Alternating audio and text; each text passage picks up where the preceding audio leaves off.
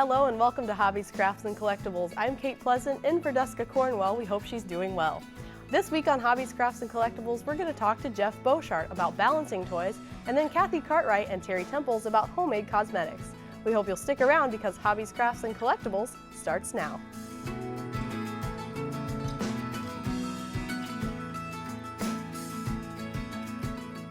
Hello, I'm here with Kathy Cartwright and Terri Temples, and they are cosmetic makers. They make them at home. And is this a hobby that you guys started together? Yes, it is. We were friends and roommates in college and got back together after our kids were out of the house and stuff. And you had more time on your hands? Exactly. And one of our complaints were we could not find the cosmetics, the lotions and soaps like we wanted. And so Terri had the idea to make our own. She's very crafty and knows how to do these types of things. Okay, that was my next question. Where do you learn how to do this kind of thing? I just started researching on the internet and found recipes, and we started tweaking them and making them the way we wanted to. And so it's just kind of a learn by doing It is very much process. A learning experience. Every new thing that we try, we may make 10 batches that we throw away before we make something that's successful. So it's like a test kitchen, just it like really anyone is. else would do. Okay. Just like cooking. And is this something, what kinds of things do you guys make? We make natural soap from goat's milk base. We make a body lotion also, and lip balm, and also sugar scrub. Sugar scrub and a solid lotion. And a solid lotion. Yeah. Yes. Solid lotion. How does that work? What kind of? I'm gonna have Terri. She makes that. And okay. This is 100% natural, and it is made out of cocoa butter, olive oil, and beeswax. Okay. And any place you have really rough parts on your skin, on your feet especially, or elbows, things like that, you just rub it on. This will last for ages, and it's just terrific. Okay, so it's just kind of a rub-on lotion. Okay, that's very interesting. And what is your favorite thing about being able to make your own? Oh, well, we enjoy them. Yeah, I bet. And now that we make them, I can't go back to using the watery lotions. Now you realize the difference in the quality and everything. And we've really enjoyed being able to share these with our friends and our family. Sure. And we've used them as guinea pigs, and they've been real good at helping us out, but they've enjoyed them also. Okay. So, and what kinds of things did you bring with us today? What are you going to show us? well, we're gonna do a demonstration on how to make the goat's milk soap. Okay. And what I brought today was to show you. This is the base that you would melt down, and you can do this either with a heavy pan on a stove. Okay. Or you can do it like in the microwave. So this is something people could do at home. Oh, definitely, because that's how we make it. We make it right at home in our kitchens. Yeah. And then we add some additional oils to make it real moisturizing to the skin. And where do you get all those oils and things from? We do a lot with Hobby Lobby, and that's where we get the base from. They have a real good quality there. Then we also got some from online stores, like New Directions. The internet's been a great thing for people with hobbies, hasn't it? And there's recipes. You know, most all of them have recipes that you can look at and kind of figure out your recipe. So like this is a base start, and then we've added glycerin and vitamin E oil, and then jojoba oil, which is a very moisturizing oil. Okay, and what does the glycerin do? You see that listed in a lot of products. It helps to make it glide, you know, more, and it is very moisturizing also. Okay. And this is a vegetable base, so all these products are very safe, no additives put into them. So you prefer the natural as much as we can get it. As much as you can, yes. And then I've already added those, and then I thought we'd add like our scent, our fragrance to this, and this is a cinnamon clove, which is my favorite. Everybody's got to have a favorite. It does. I wish we had smell-o-vision for everyone out there because it smells fabulous in here. So you can be real precise if you want to, or however you like to do it. You can just add in what you think smells good. So most of the time when I'm making them for myself, I just put in and then stir it up and then kind of smell it. And if that's what I like, that's what I go with. So it's kind of, you just adjust. So if you want it to smell a lot heavier, you can put as much as you want in there. I think that would be the fun part about doing this, is getting to put exactly how much of that you want in there. You could have it light or heavy or whatever you think. Yeah, or none at all. Right. If you like unscented things bother you and stuff. So then kind of mix it up and kind of smell it and see, is that what I like? I can smell it over here. It smells good. And then I put a little bit of the food coloring. This is what you cook with, so everything's very standard safe. Food coloring. And this is like candy flavoring, so again, it's very So it's almost edible. It is. And I've read, you know, that you really don't want to put anything on your skin that you can't eat. Because when you think about it, the skin's the largest organ that you have. That's true. And you absorb everything through it very fast. And then once you get that all mixed up the way you like it, then you just simply pour it into a mold that you like. So you could get any kind of mold, right? Do you get those at the hobby stores as well? Yeah, hobby stores have them and the online stores have them, and they're just all kinds of different kinds of molds. So you can just, you know, there's kids stuff, there's fun stuff. We got started with the flowers because we both love flowers so much. Okay. And that's what got us started on that. You let that set up, and you can put it also in the refrigerator if you want it to Oh, I didn't think about that, yeah. Kind of like Jell-O. And then you just, yeah, exactly. And then you just pop it out when you're ready to go. Okay, yeah, that looks really good. I'll hold that Yeah. up so they can see it here. Maybe, you know, it's the nice flower pattern. It looks really good. It feels really nice too, you know. It is. It's just so soft, and you know. And it smells good, yeah. Thank you. Do you do a lot of the colors that reflect what the smells are? Or Exactly. Do you just, okay. So we know that the pink is the cinnamon clove. We try to keep it the same. And then this is a new adventure that we just tried. This is called like a loaf of soap. Okay, it looks like a loaf, you know. It looks like a loaf pan, kind of what you brought it in there. It does, yeah. And then once you get it to where it sets up, you can just go ahead and slice it off into bars, however large you want it. Okay, so you could use that in your bathroom or at your kitchen sink or... Exactly. And two, you know, we thought we'd experiment into this kind of stuff too, because we're thinking about doing more scents for men. You know, that people would like it, and they don't like to have their soap in little flowers. Little flowers, that's right. We don't understand. Bar soap is acceptable for men, I suppose. So that's kind of got us. This is pomegranate and ginger. Okay, can I smell that one? Sure, and when we make it, we kind of take the food that smells coloring. good too. Like I said, too bad we don't have smell-o-vision here today because it's really light and smells really good. And then we just drizzle like the color through it. That was my next question, is how do you get the pink in there, the marbly look? So. We let that set up a little bit, and then just pour your red food coloring, and I just took a knife and kind of swirled it. Remember, so like kind of like mixing icing or marble cakes? Yeah, remember those? Yeah, that's how we did that. Okay, and that comes from that same base, the goat's milk base? Yes, it comes from the same base. We just put pomegranate and ginger in as our fragrance. Okay, great. Well, thank you for doing that demonstration. Now we're going to go over to Terri here. What are you going to demonstrate for us today, I'm going Terri? to make a brown sugar, orange sugar scrub. Okay, like for your hands or your feet or whatever? Hands, feet, in the shower. It's terrific for making. It's very Okay. exfoliating. And the first thing you need to do is get your equipment together. You always want to use either glass or metal containers to mix this in, because if you work with plastic, it absorbs the odors and then puts it back out into whatever you're mixing into there next. Okay, so it'll, you might smell like sugar scrub next time you try to make your cake orange, or something. So I've already measured this, but it's equal parts of white sugar. Okay. So it really is sugar scrub. Yes, it is. It's actually sugar. Brown sugar. Okay. And then I'll start adding the olive oil. I won't put it all in until the very end, but I'll put most of it in. This is an extra virgin olive oil. Olive oil is a very healthy oil, inside and out, so it's not going to hurt you, and it's really good for your skin. Okay. So. And are you going to end up using the whole bottle of that by the end? Pretty much. Okay. Yeah. Just mix it up. Just like Turn that up so they can see what that looks like here. I'll hold it up there. See? It's just kind of like making biscuits or cookies. Yeah. It's kind of that texture too. Yeah. You know, it's got that. So and I need some more oil in there. Get it a little more wet. It just depends on the humidity that's in the room and in the product itself. And it seems really easy to do. I mean, I think I'm not much of a hobby or craft person, but I really think this is something I could maybe do at home too. Yes, you know? you could do this. And it's nice that there's recipes out there on the internet, so you could look up what you wanted, and then tweaking them, I'm sure like you have done, is something that you could do too. There are thousands of recipes and sites out there for natural cosmetics. There's also, like with the YouTube, there's also little demonstrations. I'm sure there's videos and they'll show you how to make it, kind of like what she's doing helpful for us today. So. And then I want to put in a little bit of cinnamon because it tastes, this doesn't taste good. It smells good, It though. smells It does fabulous, taste good. so let's just put just a tiny bit of that in there. Oh, it doesn't take much, huh? Just a little bitty bit. The essential oils are so strong. Okay. And then I'm going to put in about a teaspoon of an orange creamsicle oil. Yeah, we were smelling that earlier. It's probably one of my favorites. So Shake a little bit of that out and put it in there. And I'll test that. that. Good. It's smelling good in here. It almost smells like you're cooking, you know? Yeah, it does, doesn't it? And You could cook with all of this. So. Okay, so it's becoming more scrub-like. You want it to be moist. You don't want it to be soupy. Okay.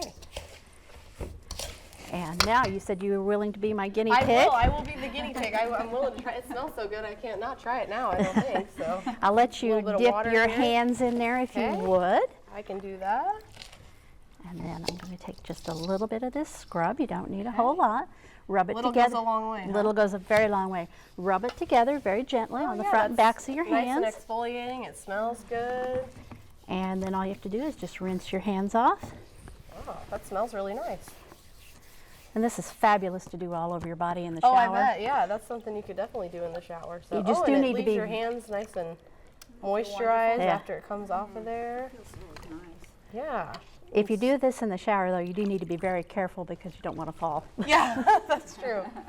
Okay, just pat Okay. your hands dry. Okay. Very nice. And it smells, like I said, smell-o-vision would be a bonus here, but it does smell really good. I promise everybody at home that it smells good. So is this something you guys do every day of the week? No. No?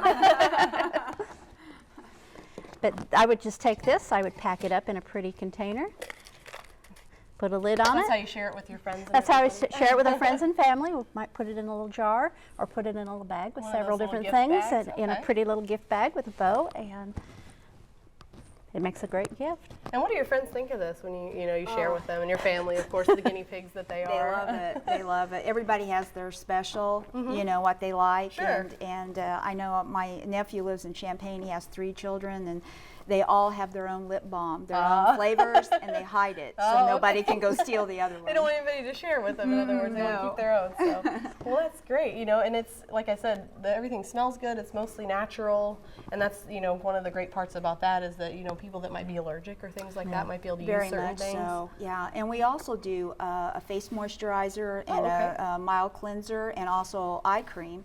And we've left that unscented because so many people have trouble with scents around their eyes. Yeah, great. Well, Kathy and Terry, we thank you for coming in today. Well, Thank you for so much having for us. having us. It's been fun. Okay.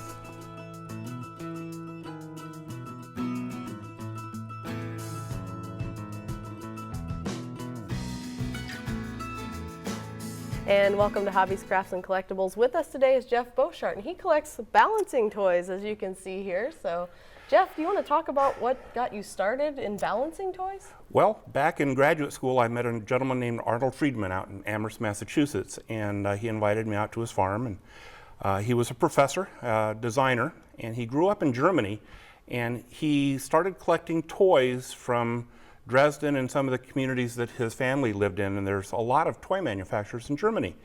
And he started collecting balancing toys, and he had like a whole room full and a hallway, and he gave my name to somebody who asked me to be part of a show in Massachusetts, and as part of the show I had to make a balancing toy, and so I sent it out to Massachusetts, and in response for that he sent me this little Pinocchio figure along with the information that, as best he could tell from his research, this was a premium for a pharmaceutical company back in the first half of the 1800s. And he's missing a leg that I keep gluing back on. Poor Pinocchio. And yeah, but he's really old, and it's a Pinocchio figure, and it's as sharp as a tack, and didn't have any paint on it, and it's soldered, but it was a premium, and kids really liked it. And then as time progresses, we end up with modern ones. And this is a modern Pinocchio toy. Okay. And as you can tell, it no longer has sharp points. It's made out of plastic, and it has a little ball on the top of the head and the nose. But, we have to keep in mind that you have parents who step on these things when the children get tired of playing with them. And then you have this type, which is a Pinocchio balancing toy as well. And this is more of a museum collectible. This is probably one of the more expensive ones that I bought. Do you know how old it is?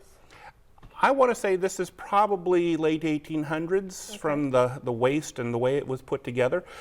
They really used metal back then. Sure. And you can tell that it's on top of a ladder, on top of a milk jug, Right. And Pretty elaborate. it's a little bit more imaginative, if you will, in Right. terms of its balance, like it's from a circus.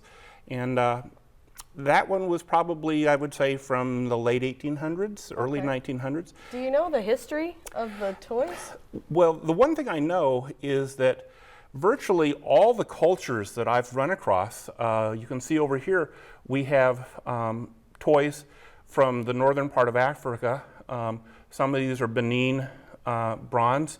And what I find interesting is that there's all sorts of symbolism. We have a little ivory, we have children being held, we have stalks of grain plants with a child being held elevated. We have all sorts of balancing characters here. So we know that it's something that's really, really old, and that it seems to be native in a lot of cultures. And if you look at this one with its agrarian, with its plant-like forms, that it looks fairly wholesome until you get to this one and you're going, well, it looks to be a little bit nicer bronze than this, which is a little tinny. And you look at this one and you notice that the young man up at the top is not holding his hands out saying, you know, here's the harvest. This one is holding some type of automatic weapon. Right. So A little bit of a discrepancy there between the two, I'd say. So it's really kind of hard to say. Some of the earlier ones that I'm aware of are ones like this. This is called a sky hook, and try to balance that on your finger. Okay.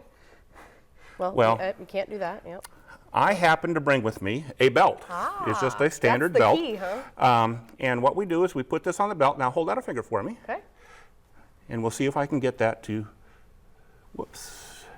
The belt has to be equidistant. We're going to put it way out there on the tip. There we go. A minute ago she couldn't balance, and now it balances. That type of simple toy is called a folk art toy, and how long those have been around, we don't know. Now, in recent history, I was looking at something on the internet, and I found this one. This is the same type of toy, Okay. but like the this belt. one's been hand carved. And it was for a very thin belt, so a very thin strap of leather. And you could put it on your finger, and it would bend the strap back so it would balance on your finger. It would also be something that somebody might use as a pointer to point out various things. Okay. So it was multitasking. Right. But the fact that it had that notch in it made me really suspect. And the person confided in me and said, yes, that's what it was made for. So people who whittle just do things like that. The one over here on my right, somebody had asked me earlier about, you know, where do you get these toys? Right. And you know, I started out with one, and I searched for 20 years. My 7-year-old son found one on the bottom shelf of an antique store one time. So in 20 years, I found two. Right. And then internet came on board with eBay, and it's amazing how fast people want to get rid of the junk in their closets, which I was really happy for. Oh, yeah. Most of these are not very expensive. Really? They're less than $20. That's surprising. And some aren't, like the museum quality piece there. Right. This one I just purchased the other day, and it was like $25, and it's a whirling dervish. It's not a female figure, it's a male figure. It's got a mustache, and it's from the Eastern Mediterranean, Greece, Western Russia type of whirling dervish. And one hand is up, one hand is down, because one is receiving blessings and one is giving blessings. Okay. But it's a man in traditional garb. And he came without a base, and when I saw him on eBay, I'm going, this is really cool. This will fit in right with the one I have from Argentina, which is made out of sterling silver, and it's a ballerina, and it has all sorts of really nice parts. Okay. And I thought, you know, well, heck, they were only asking $7 for shipping, and I'm sitting there going, when I get this box, it weighs 40 pounds, the brass balls at the end of the weights, and it's hand carved, and I'm sitting there going, wow. some days you get lucky. And it was So a buy it. you thought you were getting something else. I thought I was going to get One of the little ones? Yeah, on the internet they all look the same size. The Right. pictures, because No they don't scale. no sense of scale. So so this has become kind of a special recent one, and you can tell it's broken. It's got a missing hand, but it's one of those things where that doesn't really affect these. These are toys. Right. They were played with. yeah, right? they were That's played something with. that some child has had before. So. People really enjoyed that. This is one that comes from a physics professor. Okay. And physics professors teach a lot about art through physics, and this reduces the moment to pure science. Okay. It's not a person. Yeah. And there is he gives this assignment to his freshman physics class, why doesn't it fall down? And they have to do the calculations as to why it doesn't fall down. This is an old Tippy Tim. And you can see he's got metal, and he's got a wheel, and he rolls across on a wire. It's on a string or a wire? It's on a string or a wire. He kind of reminds me of the Lego men, with the face. But it had metal in it. And so when they came up with the new ones, they came up with, instead of metal balls and wire, they came up with wood ones that slide into the side. Again, you get government involved with things. And these are from the 1950s. So you're constantly, as a collector, looking for that variation in themes. And writing on a wire is an important part. And this goes back to the early 1900s. This is a teddy bear on a bicycle that rides on a string with a weight down here. And the teddy bear in this case is Theodore Roosevelt. Of course, he's wearing a suit. Yeah. And cultures, Day of the Dead, Mexican. My favorite involves food. What do you do with a fork at a restaurant? Right. And I guess then you could try that. I don't know if restaurants would appreciate that. And then you have a cereal box. Oh, really? This came back from the 1950s, early 60s. And we were talking about earlier that people gave things away. They'd give away balancing toys as premiums. And so I brought these to share with the staff here today. Well, thank you. And we have clothespin art. And this is probably two of the last ones. This one is all about a bar. This came from South Africa, and it's on an ashtray, and people smoking cigars in the bar, this would spin around, and it would knock off your ashes, because you could really... Ah, well, I didn't even recognize that. Yeah, you can get him going. And those are beer barrels. Okay. And then the last one is traditionally American, horseshoes. Of course. And you can spin the young lady up there. She's a circus act from Wild Bill show.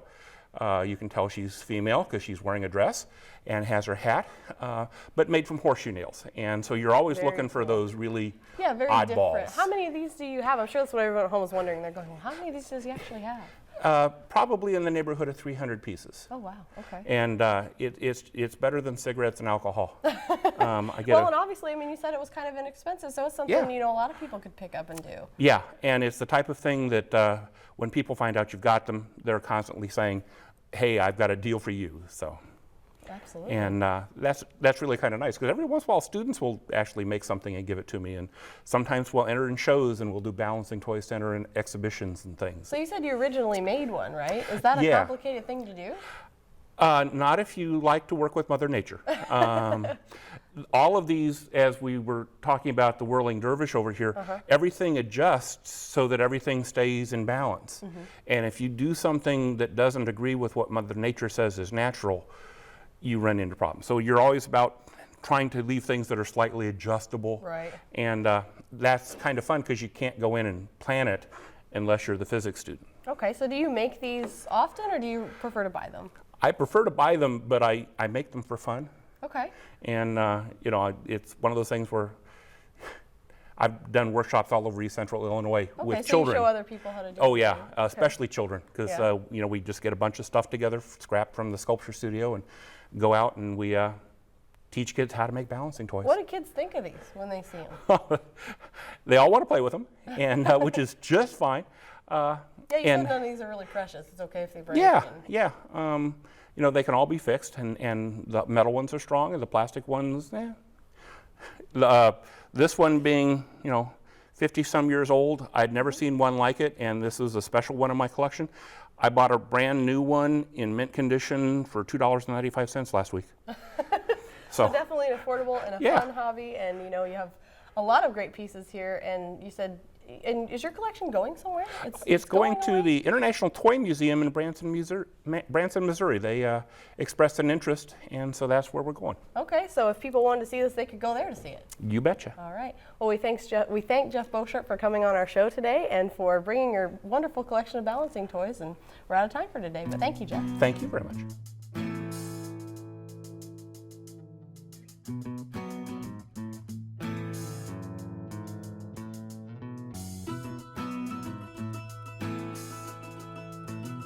Thanks for joining us for Hobbies, Crafts, and Collectibles this week. We hope you enjoyed the show. And if you know someone you think we should talk to, you can shoot us an email at weiu@weiu.net, or you can give us a call at 581-5956. If you want to see full episodes anytime, you can go to YouTube at youtube.com/WEIUTV.